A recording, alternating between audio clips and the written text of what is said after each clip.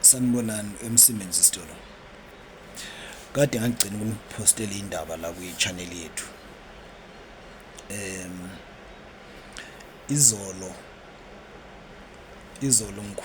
ngifonelwa nginsizwa zase-Eastern Cape endaweni yaseNgcobo.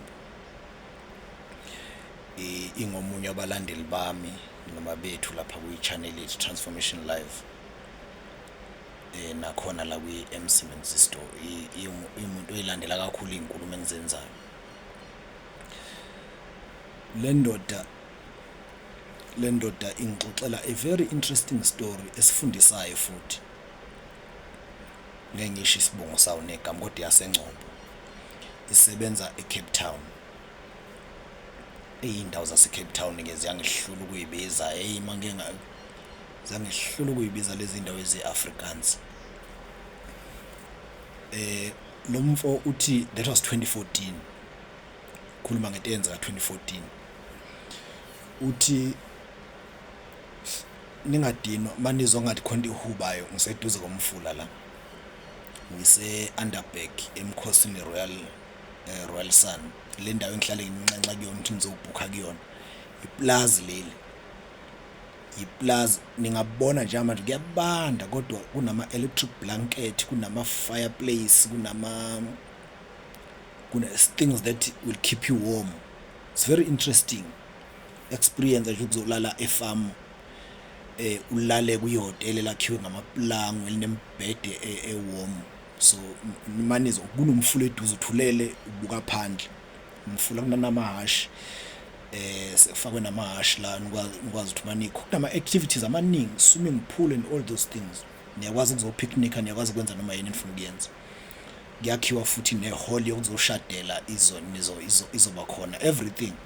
Nebar kuyaphuzwa khona isinuka khona yonke into. Lensizwa ithi ke ngo-2014 shooting ngo-2013 December yabona enye intombi nje eKapa. Xhosa lo mfo engikhuluma ngayo. Waphaya eNgcobo. Uthi wabona enye intombi ngo-2014 eKapa. Wayishela ibona ngobo December wayishela wazothatha inamba yayo. So base bexoxa nje around December siyophela ngoba wayemuntu oseKapa. So bese kuthi ngoJanuary kuvele kugula umfowabo le emakhaya eNgcobo. Lo mfo uthi kugula umfowabo afakwe kuyikhoma kusho ukuthi egule nje kabuhlungu ngokuzuma. Bese kuphoqa lo mfo uthi asuke asuke eCape Town eye Eastern Cape emakhaya eyobona umfowabo. Uthi ahambe ke abuye ngesonto. Mayibuya ngesonto ebese lentokazi imbhalela kusho ukuthi wayeyitshelile ukuthi ngisaphuthuma emakhaya ngizobuya ngesonto. Kuthi nje ngesonto ntambama ngabo 5 esanda kufika nje eCape Town. Uthi bese imbhalela lentombi imcela ukuthi akeze ezoyivakashela ngoba ihlala nabazali lentombi la ihlala khona. Nayo lentombi yase Eastern Cape khona eNgcobo. Kusho ukuthi nje kwa coincidentally babonana eCape Town ngabanga ndawonye ngaseNgcobo. So ke uthi ke noma phela ingekho eNgcobo ngqongqo kodwa yase Eastern Cape nje umakhelwane neNgcobo nendawo yaseNgcobo. Thina ke ngakithi uNgcobo wesibongo eEastern Cape iNgcobo yendawo kodwa futhi sikhona nezibongo. Kodwa futhi kuyenzeka nangakithi phela kwesakamthethwa kugcwele umthetho kusho ukuthi indawo yakamthetho kugcina sekuyindawo. And ngiyaqaphela ukukhuluma ngicophelele ngoba mina ngikhulele emakhaya angikho exposed mina alukho olunye ulimi engikwazi ukulikhuluma. IsiZulu bese ngibhadanisa isiNgisi. IsiZulu bese kuba isiNgisi. Alukho kolunye. Mhlambe isiXhosa siyalandela.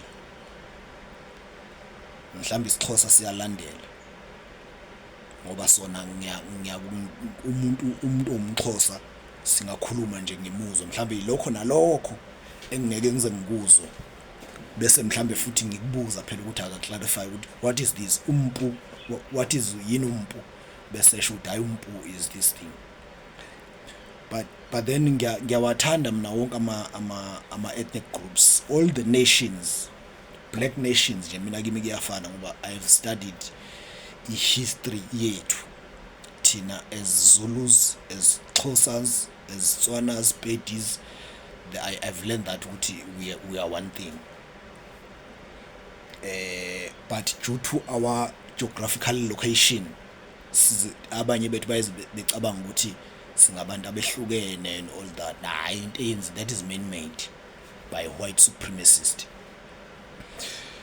So ithi lensizwa yathi mayifika nje nesonto yayisibhalelwa ile ntombi, yathi ngicela uzongivakashela, bhalelwa ile ntombi le kade sanda kubonana na ngoDisemba, nawe uyafuna ukuyibona.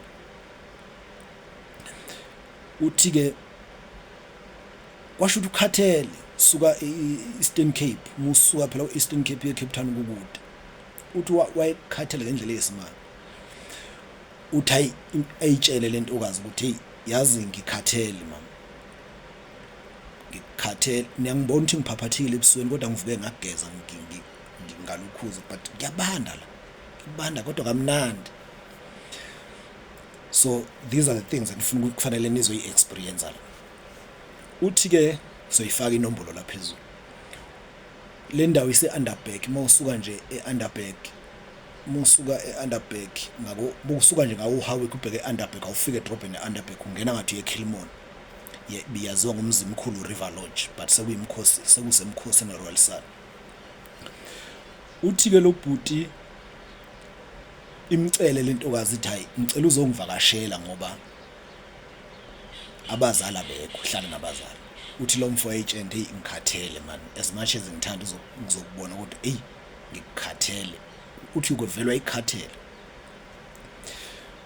Uthi ayi imcele, uthi imncenge lentombi, imncenge kuze kushaya u9, yabo, imncenge kuze kushaya u9 ebusuku, imncenge ngalesa sikhathi ku WhatsApp wawusukhona kodwa abantu wawungakasabalala, abantu babe ngakabunaki, kwakusebenza ama messages. 2014 nje uWhatsApp wawusuvele sukhona kodwa abantu babe akusibo bonke abantu ababe nawo. So naye ke lo mfo wayesebenzisa ama messages nokufona. Uthi imuncenge mfethu intombazane, imuncenge kuze kushaya u9. Uthi ukuthi ngabo 9 kushuthi nayo sefike wahlala, yabona phela ehlezi nje, wathi uphumula, wathi ukuzumeka waphinde wavuka, yabona iphinde ibona ama message ephinde ephendula, yabo, ukukhathala kwaze kwagcina kwaphela. Uthi kwathi ngabo 9 uvela wazizwa ngathi akasakhathele, sekuphelile ukukhathala. Uthi vele ebese kubhalela le ntombazane ethi hayi no kulungile ngiyeza ngisazama indlela ukuthi ngigibele. Ayinangempela kugibela. Uthi ke mayethi phayi nazi imoto eCape Town ke kuhamba lezi imoto ezincane, kuhamba lezi imoto ezincane lezi. Uthi le ndawo akuya kuyona maye ngilayela, uthi iqhelile ngeke uzohambe ngeenyawo. Kushuthi umayesho uthi kungangokusuka edrobheni eThekwini uye eMlazi. Yabo musuka edrobheni eThekwini uye eMlazi, le ndawo ungayihamba ngeenyawo only if ungasemakhaya ukhulele koNongoma le iqili lengabophakela umthakathi. Insizwa lezi ihamba ngeenyawo ungayihamba, nathi besihamba indawo enje yangenyawo kodwa ngenxa ukuthi kusesilungwini phela ngeke ukwazi. So kungangokusuka edrobheni eGoli uye eSoweto, usho njalo wathi noma kungangokusuka edrobheni eThekwini uye eMlazi.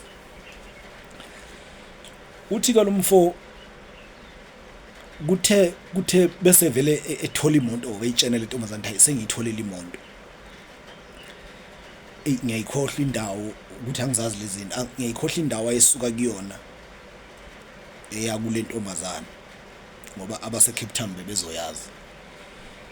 Uthi ke lo mfo agibeleke bese imoto ifika imbeke estradini la kuhlala khona le ntombazane. Intombazane sishilo ukuthi iyodwa la, abazali babekho bazobuya kusasa.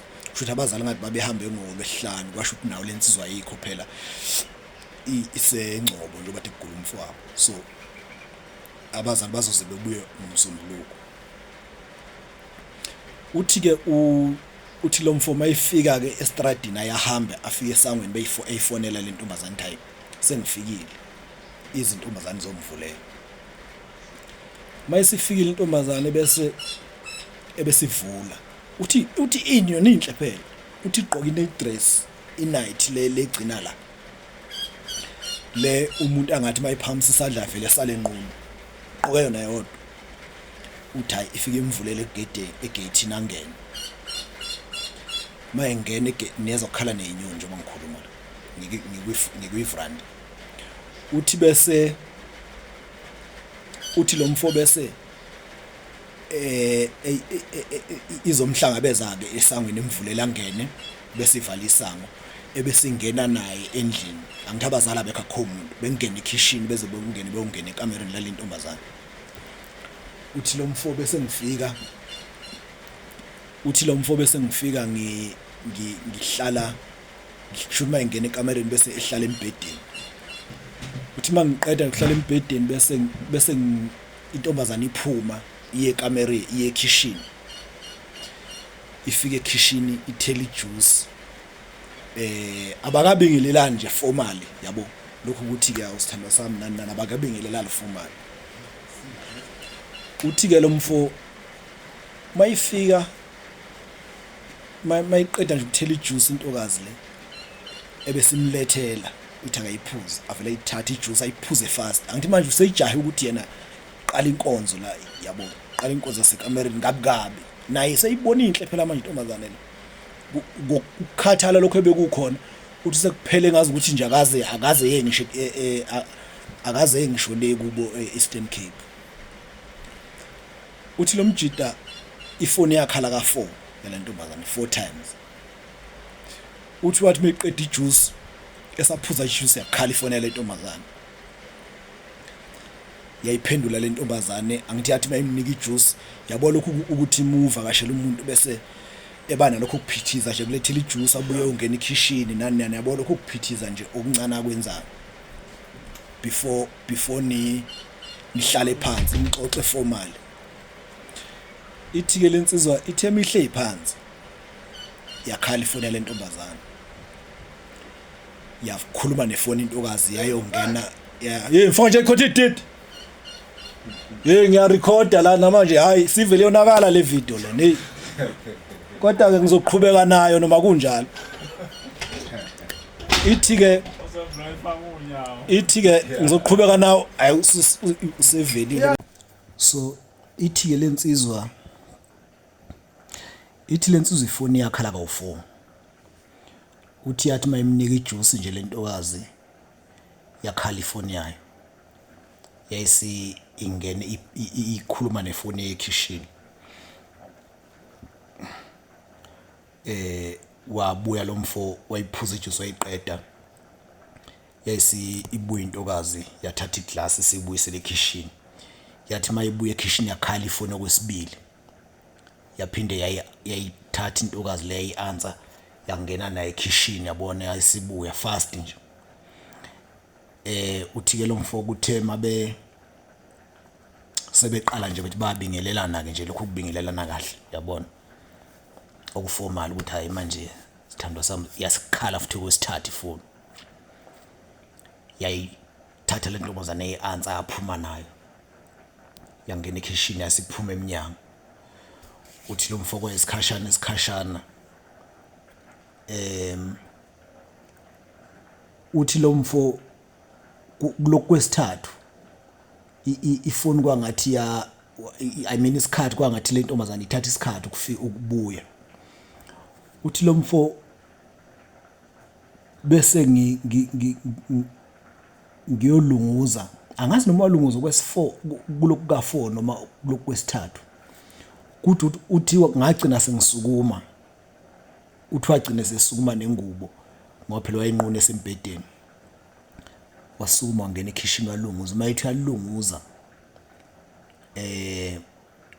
mayithi yalunguza ngewindow yabo mayilunguza ngewindow uthi uyabona lapha udonga lubomvu angithi kusebusuku uyabona udonga lubomvu kusho ukuthi wall udonga lubomvu kukhomba ukuthi khona ama light akhanyisile ama light emo futhi ama light angemuva kusho ukuthi imoto isijile yabheka le yaflathela udonga yalibona lubomvu kusho ukuthi imoto isilungele ukuhamba. awuthi lo mfoka emqondweni wakhe uthi akufiki nje enhlobo ukuthi kungayini le ngoba iyona intombazane imbize imncenge le ntombazane from 5 to 9 incenga nje ukuthi ake sizoyibona well ke phela it was not like they are on a call from 5 to 9 yayimncenga nje ibhala ama message iphinde imncenge yabona njengoba ngeke ngachaza ekuqaleni uthi lo mfo alale uthi lo mfo alinde embedeni ayibe isikhashana ibuye intombazana usembedeni inhle ke igqoka inight lemfishane encane ngaka uthi bese iyabuya ke intombazane bese kuyangena embedeni ithi mingena nje embedeni bese ngesikhathi iyangena nje embedeni la sebezoqala nje nabo ukuthi hayi sebezokhadlisha nani benza izinto zakhona uthi vele ingene ikhona intombazane uthi vele thina icishe ifuna icishe lefoni bese intombazane ayenzoyicisha mangiqedele khona ngizoyicisha uze ngalokho ngiphazamiseke nje kalula ebephansi ithathi ifoni ibeke endlebeni bese iphuma nayo iphuma ngomnyango uthi lo mfo ayahlaleka linda uthi hayibo ubona kuphela 30 minutes kuphela uthi kuphela i-hour lo uthi intombazane ubuye uthi aphume uyolunguza phandle mayilunguza la delunguza khona ewindini akho lutho akayitsheni ukuthi ngabe yini akayitsheni lutho nje ukuthi ngabe yini ngoba nale moto ayibone eqaleni ngathi ikhanyisa ama light noma engabonanga kahle ukuthi imoto ncamncam kodwa akufikanga ukuthi kungane into ekhona ngoba ubizwe iyona intombazana uthi wahlala empedweni wazumeka angithi phela vele wayekhathele kusho ukuthi kwabuya ukukhathala uthi wavela wazumeka empedweni mayiphaphama ngo3 mayithi udonsa ifoni ubuka isikhathi u3 isikhathi donsa ifoni ubuka isikhathi awu3 hawu yabona ngemuphaphama endlini ongayijwayele kadulele uvela uphaphama uqala ungaqonda ukuthi ukuphi kwenzakalani uthi ngaphaphama ngavuka ngathi hayibo ngikuphi kwenzakalani yabo wathuka uthi wabuya umqondo uthi hayibo lapha bengisendlini ngize kusibanibani akekho naye uthi washaya uvalo wacabanga umfowabo lo ogulayo wacabanga ukuthi umfowabo mangathi uyafa nje la kagula khona kusho ukuthi nami ngiyafa phela la sekuphuma idume ezimbili uthi washaya uvalo uthi wasaba nokuphuma phela manje kusesebusuku uthi manje umile la akasazi noma lento mangani izobuyisa ibuye nabantu akazi noma kungase kungena umuntu lapha nalabo ekuthiwa bazobuya abazali akazi phela bazobuya nini mhlawumbe bazobuya early bezolungisela ukuzosebenza hayi uthi ke lo mfo wathi makushaya u4 waphuma ngoba imoto zaseyiqala ihamba kuyoshaya u5 uthi wasephuma washiya kuvuliwe iminyango negate washiya livulwe wahamba endlini yakhe futhi wabuyela emuva uthi wafika walala endlini uthi waze kwathi ngabo 12 emini yafona intokazi le awusithanda sami kunjani hey ngiyaphila ngiyaxolisa uthi yaxolisa uthi wavele wangazi na ukuthi uzothini uthi kusukela lapho ngoba emqondweni wakhe lo mfo uthi akukaze kube bikho ukuthi kungaba nendoda akukaze kube bikho ukuthi lento ingaba nendoda phakathi ngoba iyona intombazane emncenge kakhulu uthi nje angikaze ejeni ukuthi uyabona ke mawusuku ungayitsheni ukuthi into iyenze uyayidismissa ngisho isise ubala uyidismiss ithi ke le ndoda uthi ke lo mfo akaphindanga wakhuluma ngokuthi akaphindanga wayendlini lento uthi waze wakhumbula ukuthi abantu abadala mabethi akulokothwa kiyo endlini yentombi uthiwaze wakhumbula basuke besho into ezifana nalezi ngoba umuntu wesifazane uyakwazi ukuthi ethi woza endlini kube azi ukuthi so uthi mayesethola lo mfo wathola ukuthi hayi man intokazi le ngoba yayimncenga kushuthi ngesikhathi enqaba yaphinde yafonela omnye umfo in fact lo mfo yamfonela kuqala lo mfo ngathi wathi ukude or something yayisifonela yena ukuthi akeze so kanti lo mfo uzothi mayiqede uzoshesha qede lo unemoto ke yena ungathi uzoshesha qede wasevele eyilanda lento esezoyilanda. So mayisezoyilanda sekukhona lo mfo waseNgcobo. So akusekho lula intombazaneni ukuthi ivume nje kalula. Uyabona isizama ngathi futhi lo mfo wayefuna ukungena ngisho endlini. Wayefuna ukungena ngisho endlini. Yali intombazane shuthi yamvimba ngamaplani akhona agcina isihambe naye. Uma into kufana ungazange uyicabanga ungayilindelanga uyazi ngakhuluma ngodaba laseSoweto ngelinye ilanga. Kunentombazane esencane nje yaseSoweto engangibhala udaba lwayo. I mean kunosisi nje owayenengane encane yaseSoweto ngangibhala udaba lwakhe. Ngiyacabanga ngiyalikhumbula. Lo sisi ingane yakhe intombazane encane nje azinoma 2 years noma 3 years wathi ebuya emsebenzini lo sisi wafica ingane yakhe lencane sazi noma ibuya emsebenzini kodwa wathi mayithola ingane yakhe iyakhala mayichecka kusho ukuthi uyabona ingane phela mayikhala ingane ingaba ibuza yini kwezenjani ingane yayithi ngilambile kodwa mingasho ukuthi ilambile kusho ukuthi khona inkinga esuke ikhona. So mayichecka lo mfo mayichecka lo sisi inkinga wathola ukuthi ingane yakhe idlonguliwe. So mayibuza lengane ukuthi ubani okwenze nje ithi ingane umalume usibani umalume isho ubhuti wala ekhaya. Yabona ithi ingane umalume isho ubhuti wala ekhaya but ngenxa ukuthi emqondweni walo sisi lo wayengalindele nje ukuthi ubhuti wakhe engenza ngoba phela ubhuti wakhe unentombi unentombi ubhuti wakhe ujwayele futhi ukufika la futhi wayesezoshada ubhuti wakhe lo sisi mayichaza wavele wathi lo sisi washaya ingane wathi hayi wena man akusiyo umalume lo wala ekhaya ilo malume wakhomba umfana waphesha kwestrad owayekade eboshiwe ephuma ejele. Uyabona nje wakudismiss ukuthi ubhuti wakhe washala umalume washala ingane wathi yilo malume uphesha kwestrad. Uyabona wavele lo sisi kwawuye ke manje ukhalayo angithi ingane mayishaya ethi akusiye lo malume ophesha kwestrad shuthi ivumeke nengane uthi umalume uphesha kwestrad kanti lo malume uphesha kwestrad wakuwaboshwa kodwa ujwayele uzovasha la ekhaya ihlobo nomama la ekhaya. Wagcina ke boshiwe lo mfo lo malume ophesha kwestrad kwathi mase kwenziwa iDNA kwathola nobhuti wala ekhaya wathatha iDNA kwathola ukuthi ingane idlwengu lobhuti wala ekhaya kodwa ngenxa ukuthi usisi lo emqondweni wakhe kwakungekho ukuthi ubhuti la ekhaya engadlwengula ingane yakhe wakudismissa nje lokho. So nalento yomjolo uma umuntu wesifazane noma owesilisa wena umuntu wesifazane noma wena umuntu wesifazane kulo wesilisa uma umuntu wesifazane ungazange uyitshela ukuthi engakudisappoint angikhulumi ngabesilisa vele abantu besilisa bayiqonyelwa nje bayidisappoint intombi zabo.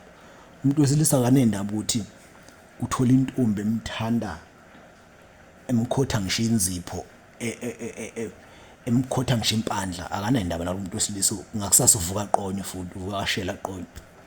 So angikhulumi ngabo that is why ngikhuluma kakhulu ngabantu besifazane thina okuyibona thina sibathatha njengeimbali. So umuntu wesifazane mungazange uyica futhi ke mawusumqondo wakho njengowengane impressionable uzothi umuntu wesifazane kutshela into bese uyayikholwa ayikusuke kusenzima kakhulu ngoba kufana nomesefeba awuboni lutho nhlobo ubona isidala. So ke bengithi angidlulise lolu daba lwalensizwa ukuthi ezinye zezinto ezenzakalayo empilweni ngiyazi abanye abaningi ziyabehlela lezi ukuthi bayesaba ukukhulu. That is why uma ngikhuluma ku YouTube nibona abantu abangaka abasilalelayo in most of the cases kuba kancane umuntu alalela into engazange imfice noma engazange engamthinti kuba kancane. Uyabona kuba kancane umuntu alalela into engamthi umuntu mayilalela khona isuke imthinta somehow.